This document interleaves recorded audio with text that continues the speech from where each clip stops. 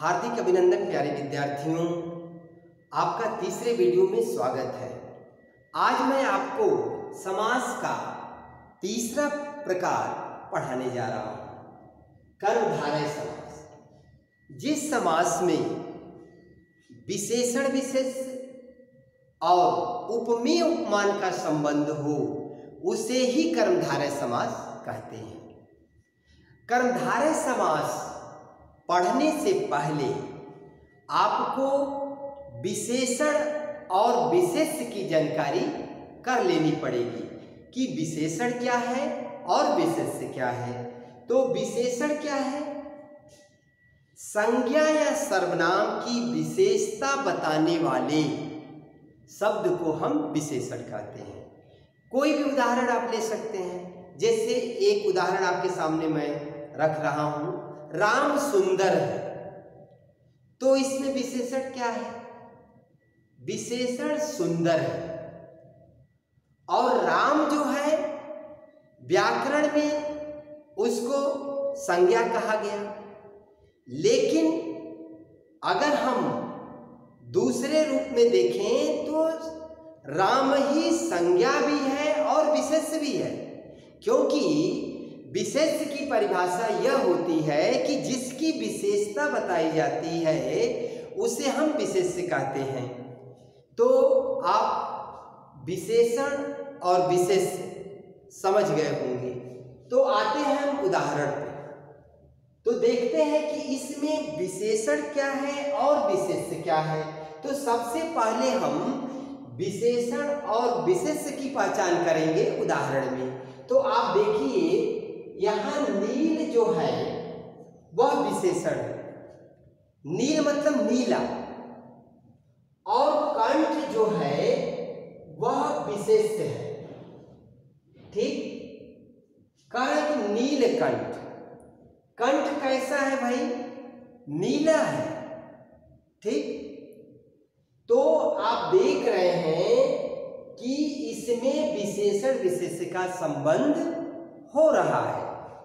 इसका जब आप विग्रह करेंगे तो होगा नीला कंठ है जो। नीला कंठ है जो। जहां जो लगा रहता है उसे हमें यह समझना चाहिए कि यह कर्मधारय समास की परिभाषा है, कर्मधारय समास का उदाहरण है। क्योंकि विग्रह करते समय जो और जिसका जब आप बहुव्रीहि समास पढ़ोगे तो ऐसे उदाहरण आपके सामने आएंगे कि जो कर्मधारय समास में भी वही सेम उदाहरण और वही बहुव्रीहि में भी रहेंगे। तो हम कैसे पहचानेंगे कि ये कर्मधारय है और ये बहुव्रीहि है? तो उसका एकमात्र उपाय रहता है विग्रह करना। विग्रह करने के बाद ही हम समझा पाते हैं कि यह कर्मधारय है और यह बहुव्रीहि है।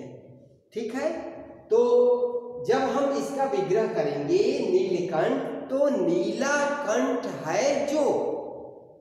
ठीक, तो इस तरह से हम इसका विग्रह कर देते हैं। अब दूसरा उदाहरण आप ले सकते हैं, जैसे पीतांबर, पीला वस्त्र है जो। ठीक, तो आपको ये ध्यान देना है कि विशेषण और विशेष हो रहा है या उपमेय उपमान का संबंध हो रहा है। तो आइए हम उपमेय उपमान पर चलते हैं।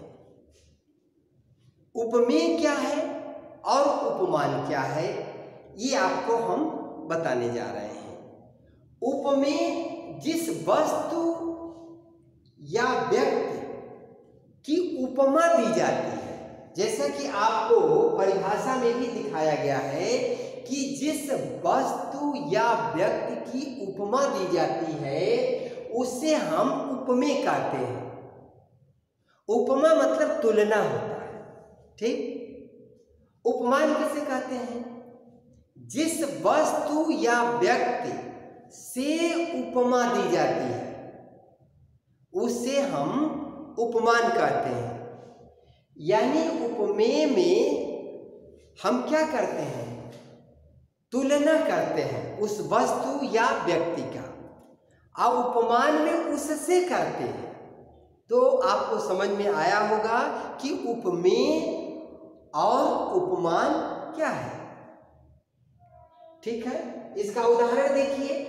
हम यहाँ पे उपमेय उपमान का संबंध बताने वाले कर्मधारय समास के कुछ उदाहरण लिखे हैं। यहाँ पे आप देखो, कमल नयन, कमल नयन। अब यहाँ पे देखिए, इसमें सबसे पहले हमें ये पहचान करना है कि उपमेय क्या है और उपमान क्या है। तो यहाँ पर देखिए, कमल क्या है भाई और नयन क्या है। इसमें दो पद है आपके, कमल है और नयन है। तो किस वस्तु की उपमा दी जा रही है ये देखना है। तो उपमा किसकी दी जा रही है आपको, और किससे दी जा रही है। उपमा दी जा रही है नयन का। नयन कैसा है, कमल की समान है। तो यहां देखिए दिया हुआ है कि कमल के समान नयन। ठीक है, आपको उपमेय और उपमान बहुत ही ध्यान से समझना होगा कि उपमेय क्या है, उपमान क्या है। तो जिस वस्तु या व्यक्ति को तुलना की जाती है, जिस वस्तु या व्यक्ति की उपमा दी जाती है, उसे हम उपमेय कहते हैं।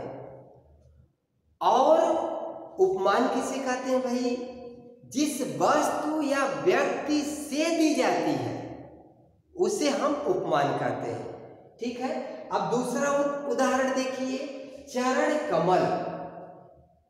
चरण कमल में आप देख रहे हैं कि उपमेय क्या है, उपमान क्या है भाई।